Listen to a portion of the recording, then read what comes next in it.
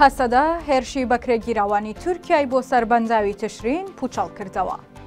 بۆ پشتیوانی لە هەسەدا سەدان هاوڵاتی لە کۆبانەیە بەرەو بەنداوی تشرین بەڕێکەوتن. دوایەوەی ڕژێم یاساد لە سووریا ڕووخا ئاڵۆزی و پشێویەکان لە وڵاتەدا زیاتر پەرەیسەن. هێشتاش ئیدارەی نوێی سووریا بە تەواوەتی نەهاتۆتە سەر دەسەڵات و دۆخی سووریا خراپتر لەوەیە کە چاوەڕوانی دەکرا. لە سەروبەندی ئاڵۆزیەکانی سووریاشدا تورکیا لەلایەکەوە بە ناردنی سوپا و هێزی سەربازی و لەلایەکی دیکەشەوە بە کەڵگوەرگرتن لە بەکرێگیراوەکانی لە سووریا هەوڵیداوە کۆنتڕۆڵی دۆخەکە بکات.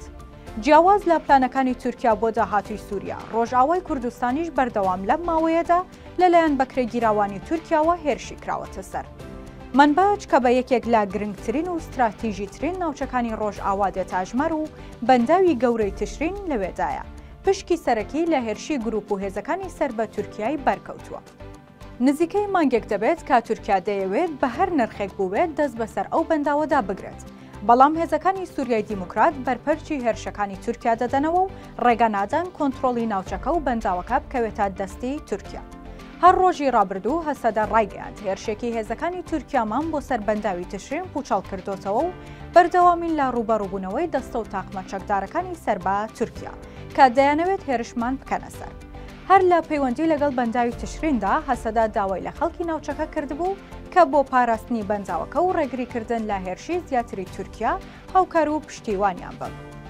هەر بەم بۆنەیەوە ئەمڕۆ چوارشەممە هەشتی کانونی دووەمی 2025 کاروانێکی دوور و درێژ لە خەڵکی کۆبانێ تێگڕاو پێکەوە بەرەو بەنداوی تشرین بەڕێکەوتن.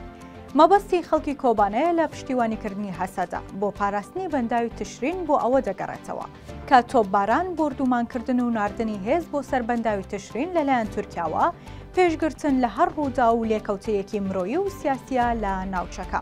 بەپێی زانیاریە پشتڕاستکراوەکان لەلایەن هەسەدەوە لە ماوەی ڕابردوودا کە تورکیا بەردەوام بووە لە هەوڵی داگیرکاری بەنداوی تشرین چەندین لێکەوتەی مەترسیداری مرۆیی و تەنانەت ژینگەییش لەو ناوچەیە دروست بووە. هەر بۆیە خەڵکی ڕۆژئاوای کوردستان بە تایبەت شاری کۆبانێ بە هەموو هێزیانەوە هەوڵی ئەوە دەدەن کە لە درێژەی هێرشەکانی تورکیا بۆ سەر بەنداوەکە ڕێگە نەدەن لێکەوتە و کارەساتی گەورەتر ڕوو بدات.